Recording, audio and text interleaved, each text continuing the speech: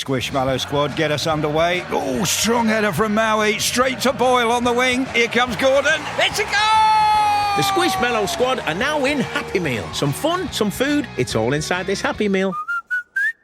Until the 3rd of August from 11 a.m. Includes one pre-selected book or toy. Squishmallows range comprises toys only. While stocks last. Fair ordering policy applies. You are listening to Comedy Club for Kids presents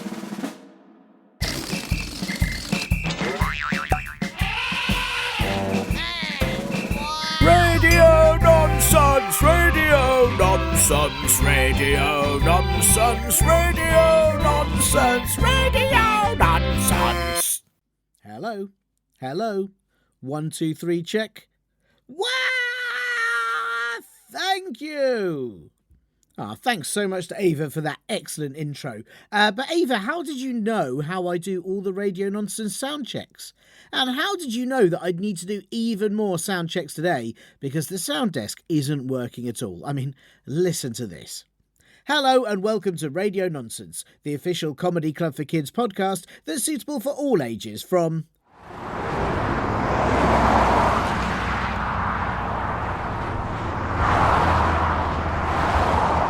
to...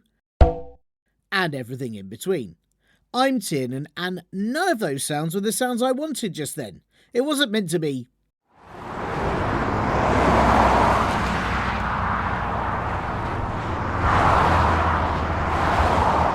and... it was meant to be... and...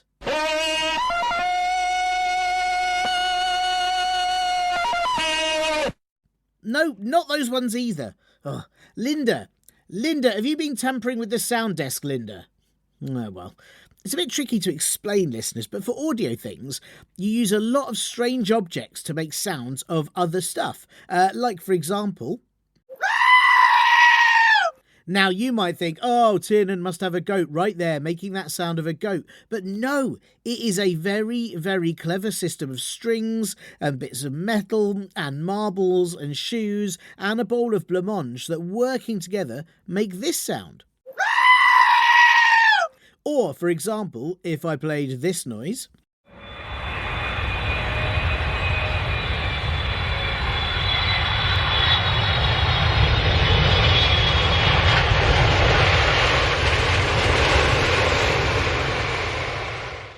you might think, oh, there must be an airplane flying overhead. But now, no, this is really clever. It's actually just an old pillow full of baked beans and a really annoyed gecko. Hi, Steve.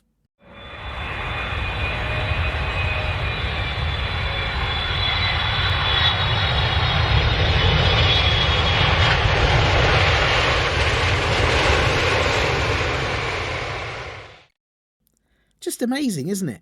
And this sound sounds like a whole building collapsing.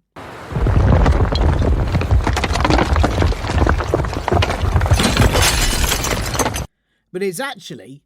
no, actually, it is a whole building collapsing. Gregor the troll is standing on hand, just smashing up buildings whenever I need him, so that I can use the sound. Aren't you, Gregor? That's right. Another one, Tiernan. Please.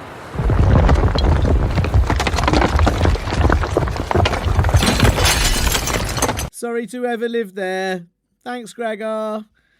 But today, listeners, the sound desk is really not working well. I mean, I want, for example, a dog noise, and instead I get a... yeah, so unless a dog did that, then I'm not really sure what's going on. But look, these are the sorts of things you have to worry about when you make a podcast, and it is not for you lot, the listeners, to worry about at all. So instead, let's have a look in the mailbag this week. Oh no. Is that how the mailbag sounds now? Ugh, no, let's not look in there. That is awful.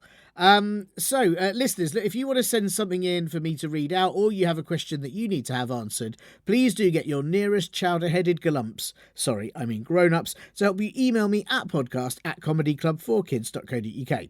You can also reply to any episode on the Spotify Q&A or leave a review on Apple Podcasts or Castbox, and I should see them. But if you want to make sure it gets to me, email is always the best. And do check out comedyclubforkids.co.uk for all of our live shows too. OK, listeners, now you listen to this week's most importantest bit. No, the most importantest bit. I need the most importantest bit's music. I guess I'll just have to play it myself then on this set of bowling balls, 5 confused meerkats and a single Wellington boot.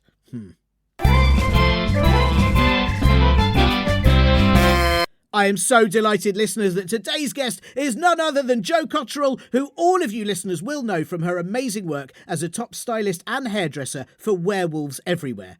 Jo, it is so nice to have you on the show. How's things? Thank you. Thank you for having me. Oh, it's just really lovely to have a chance to talk about my work in this way. Yeah, well, I noticed that you had to schedule this for the daytime because I guess that's when you're least busy. That's right. I mean, my schedule is very nocturnal, obviously because of the demands of the high quality people that I work with, and because it's a very specialised area. There's still not very many people doing this, and you know, when you're called upon, you never know. Obviously, my calendar is very much based around the full moon. Yes, of course. So there are periods of the month where I'm incredibly busy, and then there are periods where it's very, very quiet. So yeah, but it's fun and it's exciting, and I feel like I'm really making a difference. That is, do you know, it's something I didn't think about, because in the whole way that people say, oh, Father Christmas only does 1 day of work a year, so lazy. I guess do you only need to work one night of the month every single month? Well, so I think this is a common misunderstanding of werewolves. I think there's some werewolves obviously very bound to the moon, and they can only transform at that point. But you look at the whole culture of werewolves, and many of the elders have got very, very practiced at this. We now see this in mainstream TV and films. You know, werewolves who can transform on demand, as it were. Wow, that's like real professional werewolves. Yeah. Yeah, it is. That's it great, is. yeah. And talking to them about their lives and how they've managed to learn how to control this area of their lives is absolutely fascinating. And I really think it's an issue that the mainstream media should be covering more often, because there's a whole culture and community out there that's very, very much living in the shadows. I mean, wow, you've blown my mind. And I don't want to do, I'm not the sort of person to name call or to judge anyone, but you've made me think, if those professional werewolves are werewolving whenever they like, the other ones that do it once a month, that's pretty lazy. That is pretty lazy werewolf. Like, come on, put the effort in. I try not to judge. I think it's really important that we meet people where they are. Sure, you know, everyone's on a journey, and those who have reached peak wolfing out, as it were. We can revere those whilst also supporting the newer ones who are coming through and just learning how to navigate. I mean, the world is a scary place, even if you're a werewolf. Yes. And you know, people have very polarized opinions, so it's important that we are inclusive, and that's where I am. That's where my work is, at the intersection of inclusivity and wolfdom. That is lovely. And you're right, because I was being very unfair, and I know I was, but there are lots of things about. And I know this isn't you're a stylist, so this is you deal with hairstyles. But whenever what I know about werewolves, every time they change, they tend to rip their trousers or their jumper. Then they're going to have to buy new clothes, and I suppose doing that several times a month is going to get very expensive, and maybe it does get very expensive. Yeah, and I think some of them, you know. I mean, obviously, those who are fully in control of the wolfing out, they can. Obviously, we have delicate listeners, so I don't want to alarm your listeners at all. But you know, if you know you're going to wolf out, you can remove your clothes in advance. Sure, so you know, the more in control you are, the less expensive it's going to be. Yes, that's right. And also, you don't want to. You've got to know when to do that, so that you haven't got your bum out in the supermarket. You need to be safe when you do it. You need to make sure. That makes sense. My big question for you, Jo, and you know, forgive me, I do know that this is your job, and I know that you're on time off today. So if you need to, you know, it's hard, isn't it, talking about the work all the time? But I'm so fascinated by this. How do you not get bitten? That's what I want to know, right? Because you're there styling their hair, and werewolves, I know, obviously a lot of your customers will be very respectful and they come back to you every time, but they are quite bitey, right? They are quite bitey, and that is something I have written very clearly into my terms and conditions, that if there is any hint of that kind of behaviour, I will step back, I will walk away. I actually I have a bodyguard, because it is quite dangerous work. He's called Marco. He's lovely. And he just quietly stays in the background. And if there's any hint of any sign that I might be in danger, he will just step in. He carries tranquilizer darts. Wow. And so he will make the situation safe for me. And then, and I have a kind of 2 strikes and you're out, really. Okay, sure. Because some, it's difficult for them. They Of do have course. to control Yeah. themselves. But if it happens twice, that's it. I won't work with that person, that werewolf again. That's fantastic. No matter how beautiful their fur may be. And Sure, my sure. gosh, I could wax lyrical about the types of fur. I mean, everyone thinks they're all the same. They're absolutely not. It's just like people. Some of them have very curly, very thick, wavy fur, and then some of them are just quite very fine. It might have lots of different highlights through it. It's a really fun area to work It's in. lovely, and I think you're doing a real service to the werewolf community in that I have always found the werewolves a bit scary, but then having seen some of the werewolves you've Yeah. worked on, where they've got beautiful curls, massive sort Yeah. of bouffant, backcombed beehives, like you are doing some. They look fabulous. They look really fabulous. Thank you. We work really hard on that, and I think it's really exciting because, of course, on straightforward humans, you literally only work with the hair on your head, and that's all you have. Yes. Unless of course you, like yourself, you have a lovely beard and you can you, yes. perhaps sort of play with that in a way, but when you've got a full body of fur, the possibilities are endless, and I would really strongly encourage any hairdressers out there who are sort of perhaps feeling like they're stuck in a rut, need a sort of creative challenge, to maybe think about moving into the world of hairstyling for werewolves, because it's a really exciting canvas, if you like. Do you know, I'd never thought about that, because there's a lot of why isn't there a hairdresser for bears? Why isn't there a hairdresser for sort of marmosets? I think there's all these creatures out there that could, poodles get a lot of styling, but you think there's all these animals out there. That's that true. Really... And horses. There are a lot of stylists for horses. You can clip their coats in lots of different ways. You can use hair chalks and dyes and things in their manes and tails. So but those are more culturally acceptable. I feel like people are okay about that because they see that and they're like, oh, horses, they're our friends. And then they see a werewolf and they go, oh, scary, dangerous creature. And they don't want to think about them. They don't want to talk about them. But that community exists, and they deserve our care and attention, and the same things that we have access to as well. You could get bitten by a horse. I mean, you certainly can. You could get kicked by a horse. They're very dangerous animals. They could take your apple. Yep. There's lots of things horses could do that could be quite terrifying.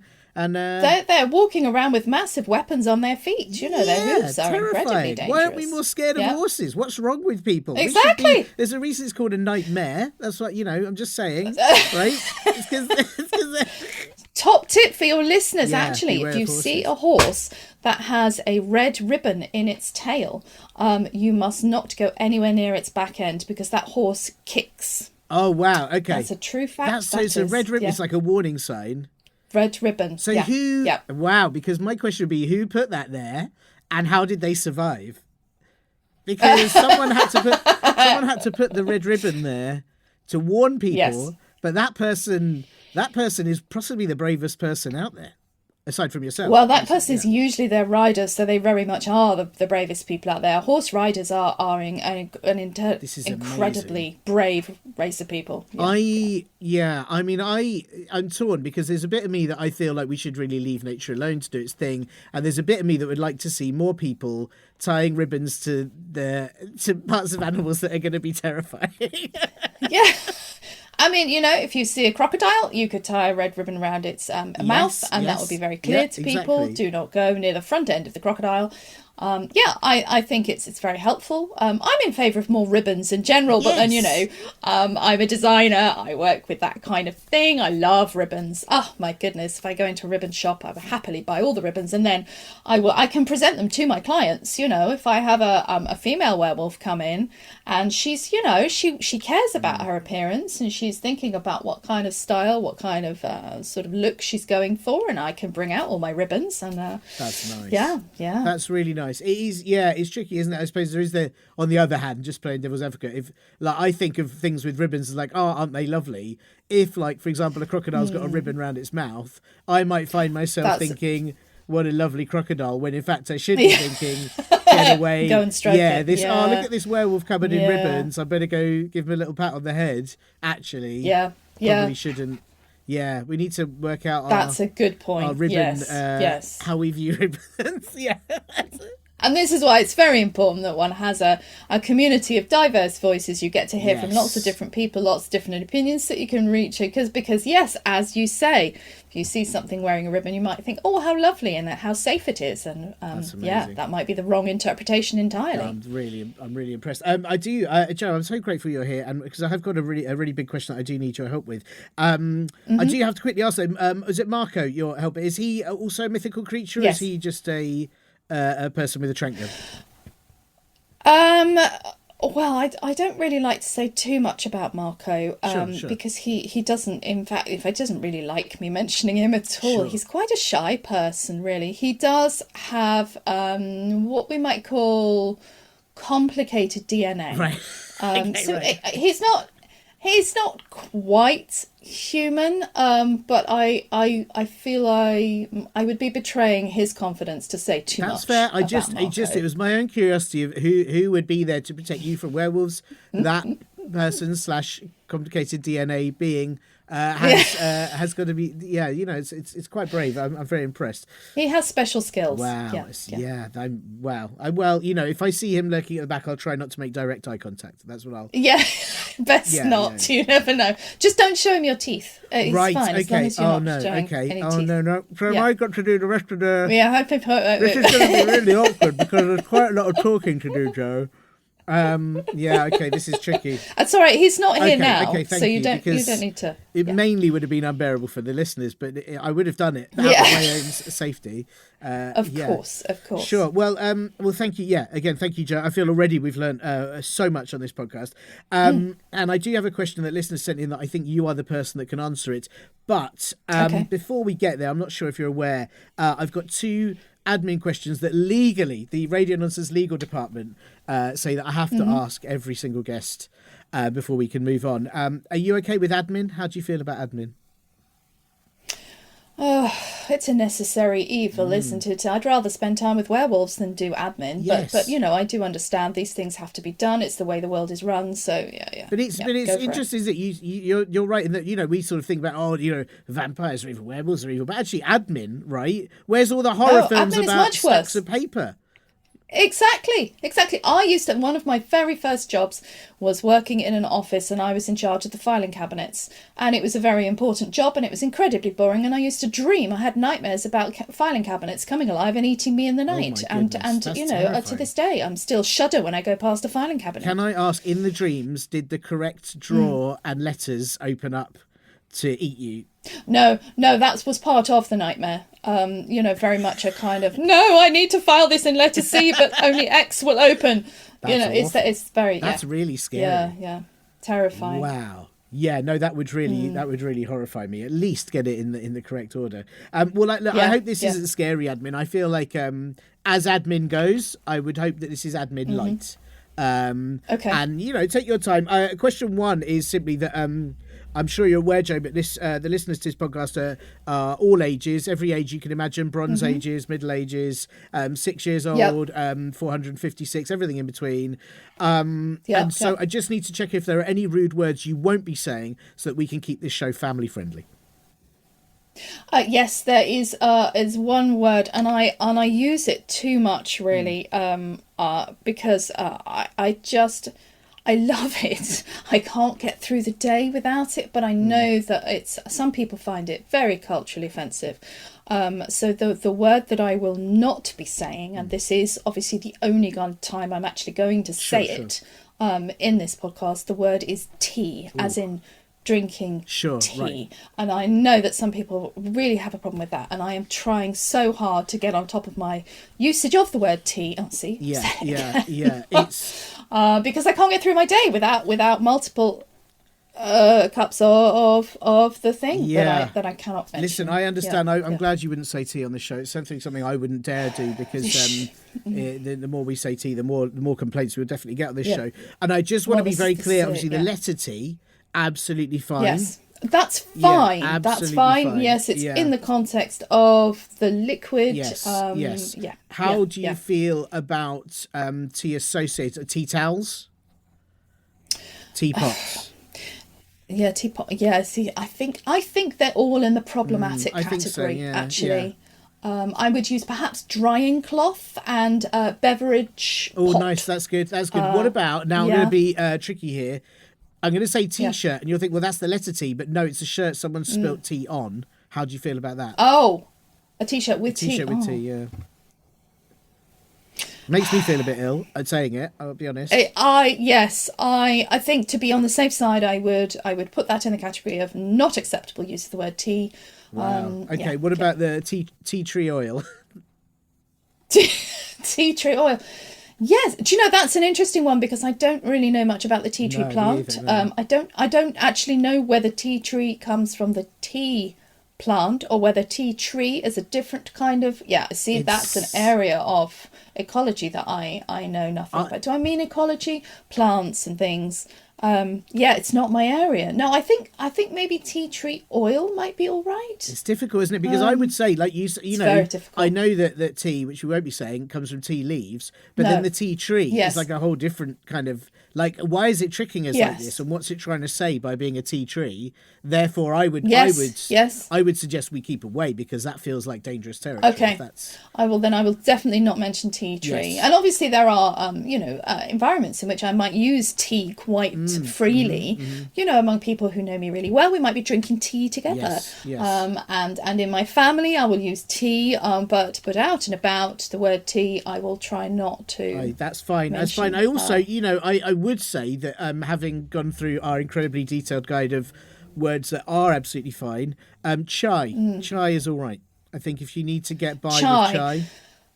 Yes, I think chai is fine. I think that and even the French thé. Oh yes, I think thé, that would be more acceptable. Because it's got a little thing on the e. A little accent. Yeah, a little accent. That's it. Yes. So I would definitely allow that, and I would say though, however, were you to say chai tea, which essentially means tea, I'd be so horrified I'd have to shut this down immediately. I hope that's okay. Yes, I will absolutely not say chai tea at all in this podcast. I appreciate that. Well, thank you, Jo, for not saying tea. I most certainly would not say it on the show. It makes me feel sick. The mere thought that's of it. Absolutely fine, and I will make sure that I save my cup of tea until after we finish. Thank you very much. I really appreciate it. You're very professional, and that's great. The other question for you, Jo. Now, see how you feel about this. No rush. It requires some thought. But Jo, would you rather have bananas for fingers or sausages for legs? Squishmallow squad, get us underway. Oh, strong header from Maui, straight to Boyle on the wing. Here comes Gordon. It's a goal! The Squishmallow squad are now in Happy Meal. Some fun, some food, it's all inside this Happy Meal. Until the 3rd of August from 11 a.m. Includes one pre-selected book or toy. Squishmallow's range comprises toys only, while stocks last. Fair ordering policy applies. Hey, it's Bex. Sorry, I'm just interrupting to tell you about the latest episode of a podcast I make called Judge Bex. You know that argument you've been having with your brother for the last 3 weeks? The one that nobody's winning? That one needs a judge. Good news, I've got a law degree, a gavel, and absolutely no patience for nonsense. Take a listen. Here's what happened in the latest episode. This is Judge Bex. The cases and people are all real. Judge Bex's judgments are final. My mum keeps calling me really silly names when she decided to name me Molly. Okay, so what kind of silly names are we talking about here? Well, Puppy Dog Pie is one, Snootkins, and Pooper Scooper. So Neve, tell me, you made this promise to Santa that you would share it with your sister, right? I don't understand how she managed to read my Santa letter. Oh. That's my thing. Mum gave it to me to test for spelling. Wait, what? No, she didn't. Get ready to enter the court of Judge Bex. If you like that, there's more available right now wherever you're listening to this. Just search Judge Bex. It's an excellent question. Bananas for fingers or sausages for legs? Yes. And I would. So I think both of these options present, some quite serious problems. Yes. I mean, I would tend to, I would automatically want to keep my fingers. Because I use my fingers a lot, especially when making tea.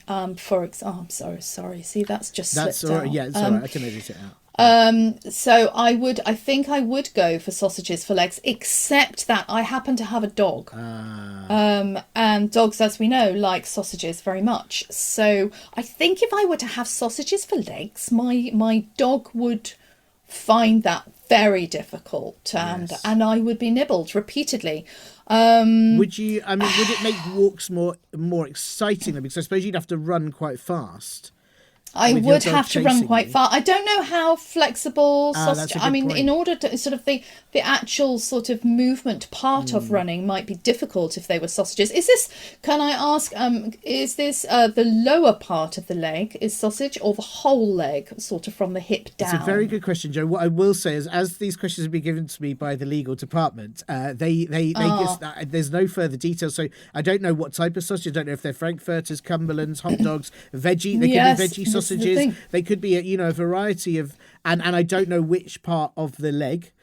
Similarly, I don't know if the bananas are sort of the standard large yellow bananas, small little red bananas. Right. It could be so it's all I have is the information I've given. So we have to presume it's what you think it might be. Right. Yeah. Yes, because as you say, if your legs are frankfurters are very bendy, whereas a good stout Cumberland sausage, I feel would have some structural integrity there. Yes. And therefore would it would be much easier to move around on Cumberland sausages than it would Cumberland sausage thighs. I think you'd probably run quite fast. Yes. Yeah. And play rugby. Yeah, I think absolutely. That's what people say. That's makes a good rugby player. Cumberland sausage leg. Yeah, but I think really on balance, I'm so bound to my fingers. My fingers, I feel, are very important. They help me, access chocolate bars. They help me unlock my front door. I think my life would be severely restricted if I had bananas for fingers, because I feel bananas would be lacking the dexterity needed. That bananas can be, and if they went overripe, they'd be terribly squidgy. Even just doing something very straightforward like brushing your teeth or wiping your bottom would become very, very difficult if you had bananas for fingers. And I don't want bananas in places where bananas shouldn't be. Yes. I think I will go with the sausages for legs, as long as I can specify Cumberland sausages, because I feel that they are the densest, strongest type of sausage. That's fantastic, and I think you've really thought about this. And I agree with you. I think bananas have so many hazards, and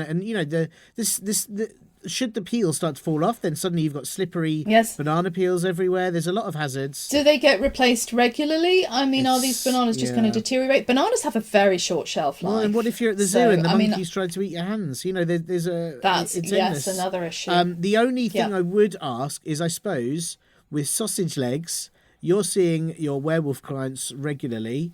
How are they? How would they be with sausage legs?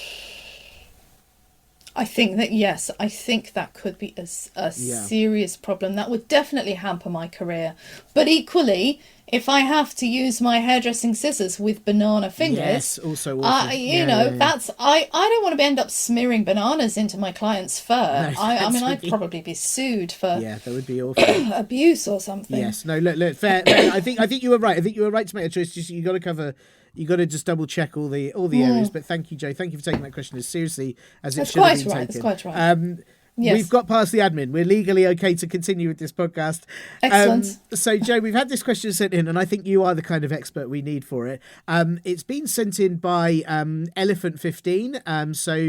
I've not spoken to the other 14 elephants before them, but I assume they're in a... I was going to say that is elephant number 15, I assume. I think so, yeah. Okay. I think that's good, because I feel it's important that so often only elephants number 1 and 2 will ever get a chance to say anything, whereas further down the pack, it's very important that we hear from the minor elephants. Yeah, absolutely. And I think, there's a whole thing about elephants never forget. By the 15th one, they've got a lot to remember, and so it's probably they need to ask questions like this to kind of top up that that memory of 15 elephants of history, 15 elephant lineage. Yes, and presumably after elephant number 15, there will be 16, 17, 18, and until who knows how many. That's a good point. And we don't know how old elephant 15 could actually be quite an early elephant if we're now at elephant 3026 or something.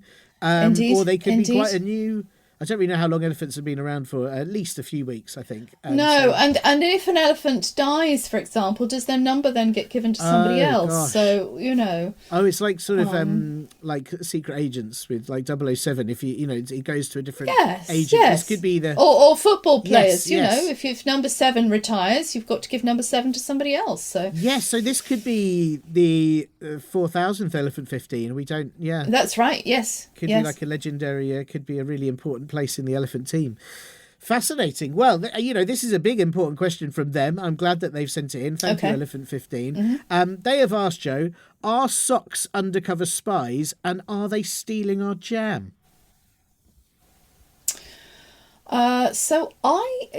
Interestingly, I actually have some inside information on this. Socks, undercover spies and stealing jam. So, the listeners might be interested to know that you did send me this question in advance, and I made a few inquiries because over the years, especially working in specialised areas as I am, you get to meet some very interesting people. And I happened to mention this problem of missing jam. And the problem with socks as well. Socks, I have noticed, are supposed to work in pairs, but I have noticed very often they do not. Yes. Socks will strike out on their own. You will only see one at a time. And quite where their partner has gone is a matter up for debate. But anyway, so I digress. I was talking to a client the other day and they were telling me about a friend of theirs who actually works in the sock identification department, which it's not... it's known as SID, and it's a part of the government, shady government departments that nobody really talks about. You've got MI5, you've got MI6, and you've got the sock identification department. And people think that socks are just passive things that sit around and wait for you to wear them on their feet, but they're absolutely not. Wow. Socks have a life of their own. They will move when you are not looking. They will end up in different places, and as I say, they separate themselves in the washing machine frequently so that you just can't find the matching one. And this is all part of a much bigger undercover operation. And I hadn't realised this because, like many of us, I'm just like, oh, I can't find my socks. Oh dear, never mind. I wonder where they can be. And I assume that it's my fault, I assume that it's something that I have failed to keep an eye on. But no, there is actually, the sock identification department runs an entire undercover ring of sock spies. Oh my goodness. And they are tasked with carrying out all sorts of missions around your house. But interestingly enough, the area they do not cover is jam.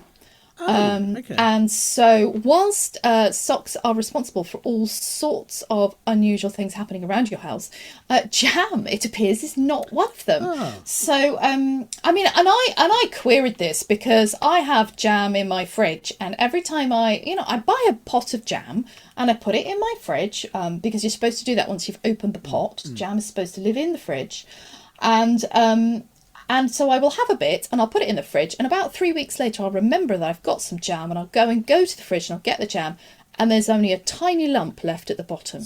And I know I didn't eat the rest of the jam.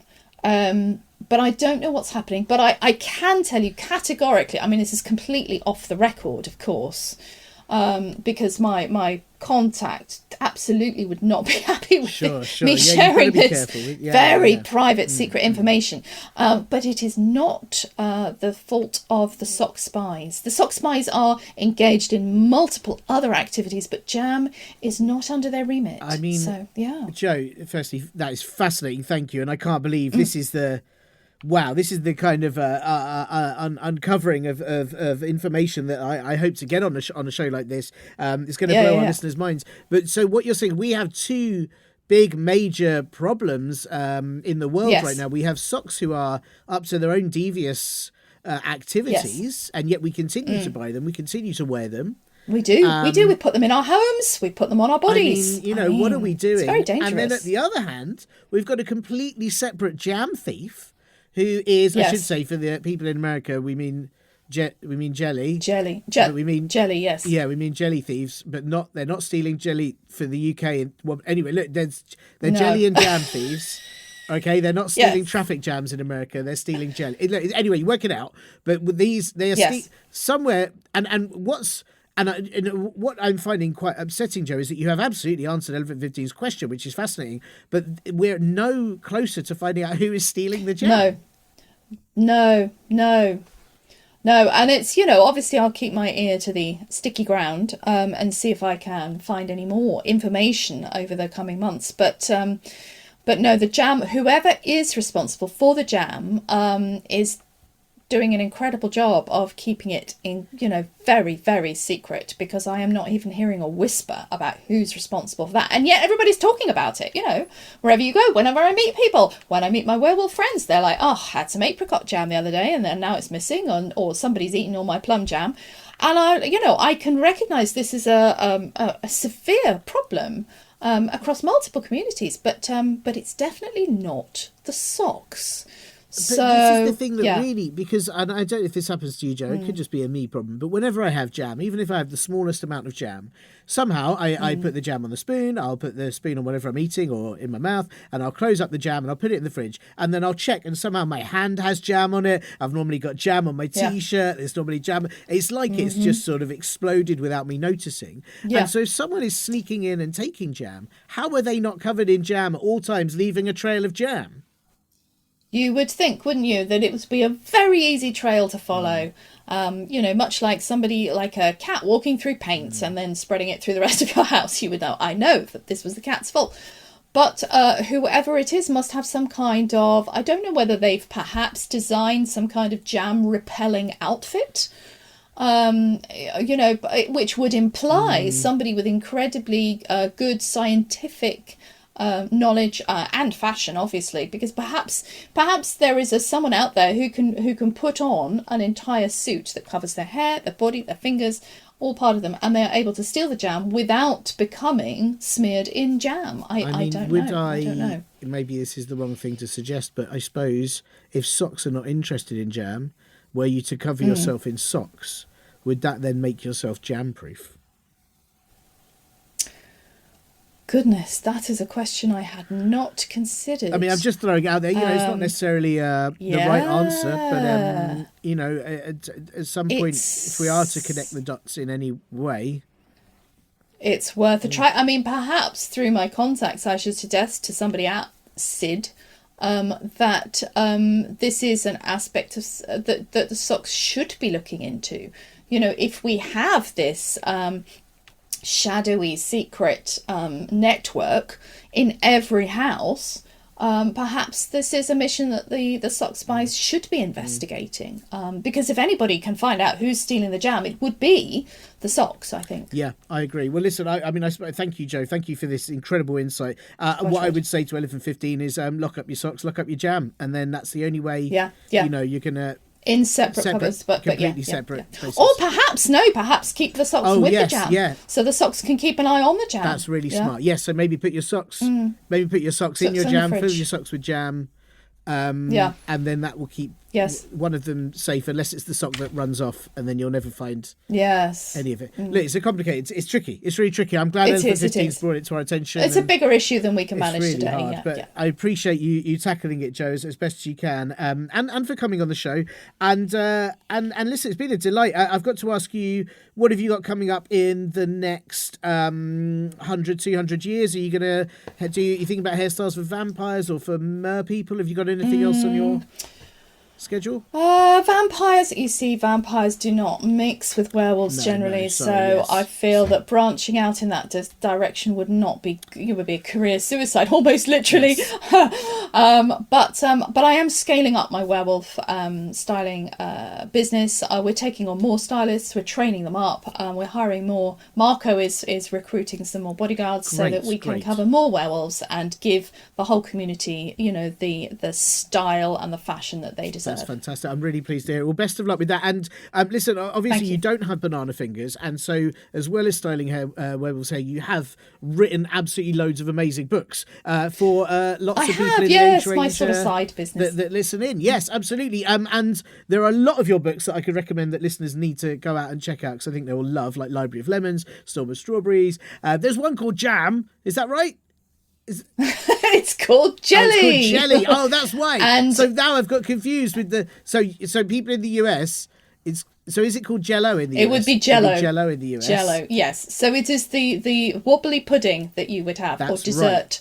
right. Yes, and it's the story of a girl who uses humour and makes jokes in order that she doesn't have to think about the things she's uncomfortable about and the things she's embarrassed about. So she's a very popular girl, and she likes doing impressions of her teachers when she's at school. Perhaps some of the listeners can relate to that. There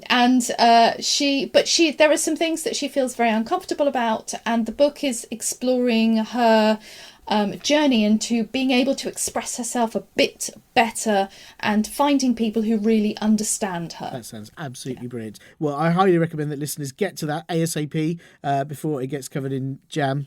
And in jam, Jello, yes. It's so. Or jelly. I'm sorry, Jo. It's so confusing. Why can't we all just call it jelly and jam? Anyway,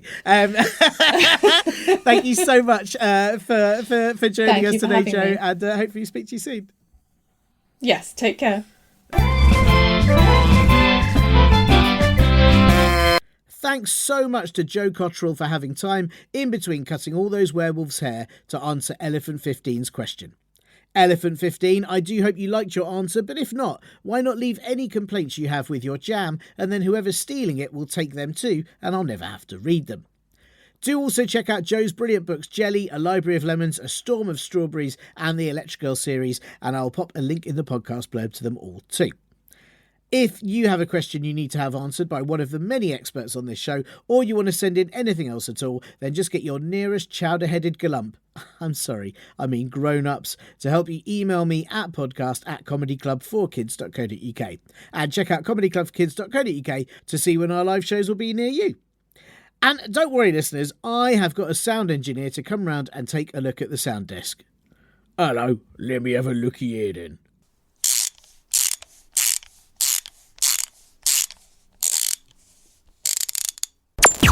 Oh, what was that? That was me trying to make the sound of a llama going surfing. So clearly, it's broken. Oh dear. Look, best thing is to get rid of it. Really? The whole sound desk? Yeah, I'll do it for ya. But I needed that for the show. Nah, what you want is one of those newfangled Mark 12 multimedia sonic wivels. Crikey, that sounds very expensive. Nah, that's just Mark's full name. His name is Mark 12 Multimedia Sonic Wivels. He's actually a little caterpillar who can beatbox any sound you ask. Wow, you can beatbox any sound. What about the sound of some ninjas? Hoo-yah! Woo-yah! Hoo-wah! Or a blender?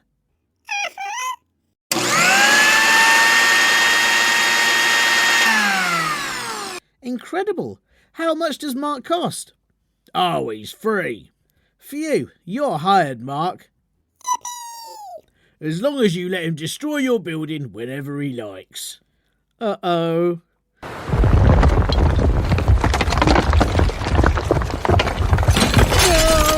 bye.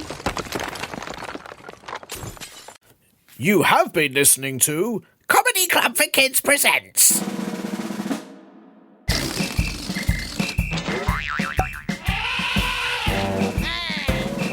Radio nonsense, radio nonsense, radio nonsense, radio nonsense, radio nonsense. It's the end. Hey, it's Bex. Sorry, I'm just interrupting to tell you about the latest episode of a podcast I make called Judge Bex. You know that argument you've been having with your brother for the last 3 weeks? The one that nobody's winning? That one needs a judge. Good news. I've got a law degree, a gavel, and absolutely no patience for nonsense. Take a listen. Here's what happened in the latest episode. This is Judge Bex. The cases and people are all real. Judge Bex's judgments are final. My mum keeps calling me really silly names when she decided to name me Molly. Okay, so what kind of silly names are we talking about here? Well, Puppy Dog Pie is one, Snoopkins, and Pooper Scooper. So Neve, tell me, you made this promise to Santa that you would share it with your sister, right? I don't understand how she managed to read my Santa letter. Oh. That's my thing. Mum gave it to me to test for spelling. Wait, what? No, she didn't. Get ready to enter the court of Judge Bex. If you like that, there's more available right now wherever you're listening to this. Just search Judge Bex.